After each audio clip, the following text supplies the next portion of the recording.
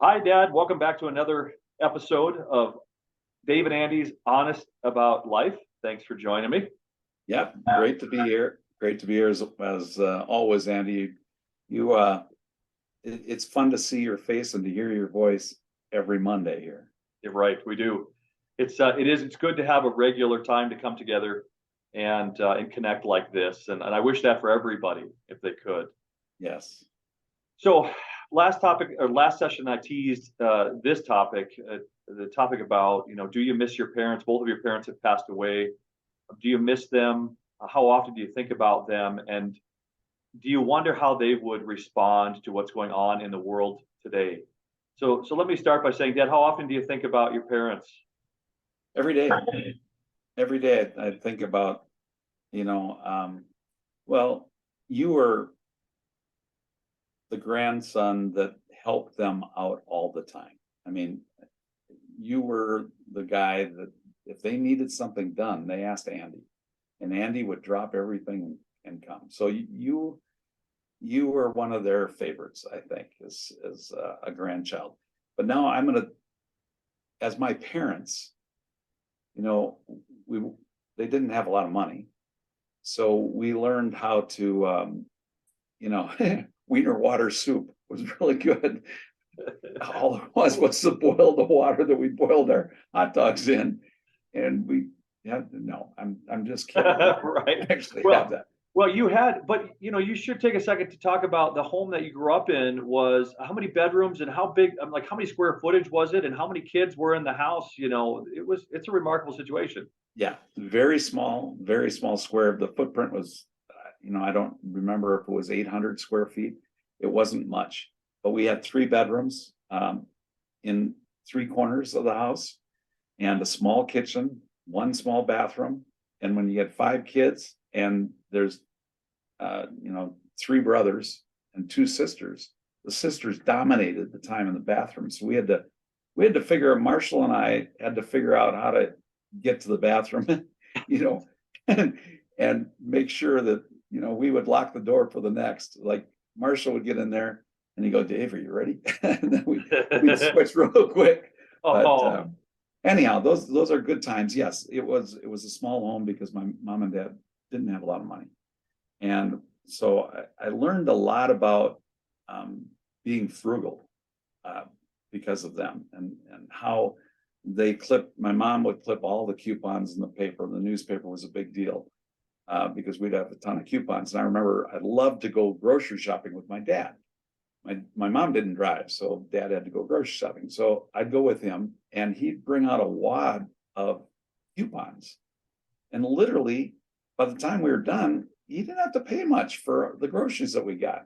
And they would measure how many groceries we got by how many bags were filled. Like dad would say, oh, that's a 5-bagger, And then I was wondering, well, Dad, I've got 10 or 15 cents in my pocket.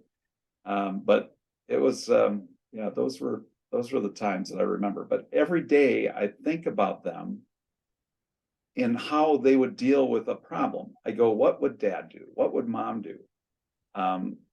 When I come up, to a problem.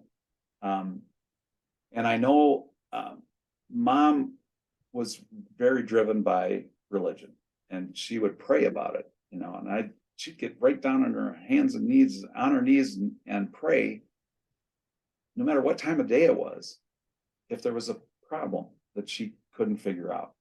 And so I kind of remember that, and I trust that whatever she did was probably the best thing to do.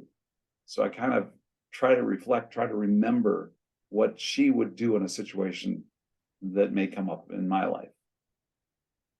does that give you the strength and the energy to get through a challenge, to finish a project?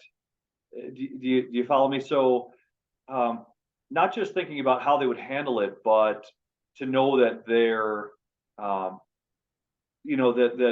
that they may be, still watching you and paying attention and wishing you well. And do you ever think about that? Like sometimes you feel like quitting, and you think, you know what, I can't quit because Yeah. I don't want to be judged.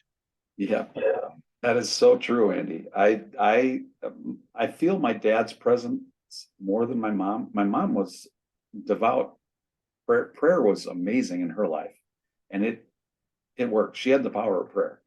But my dad, I feel more present because of the things that I encounter day to day, week to week, the stuff that he would take upon himself and get done.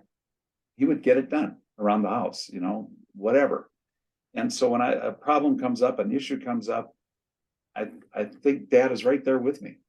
And it feels like it. I mean, I can almost feel it that he's helping me get through something and he would never give up.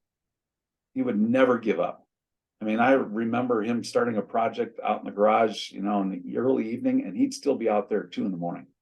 And, and he had to get up at like 6 and go to work the next day, but he just wouldn't give up. And that kind of, I've tried to base my life on that. Don't give up. Keep on going, Oh, that's good. That's a good message. Powerful. Do you think about, and lastly, before we end this session, do you think about how they would have responded to the pandemic that we just went through? Do you think about the elections that we have, the things that we're dealing with today? Do you ever think about how they would respond to all that, or are you glad that they don't have to?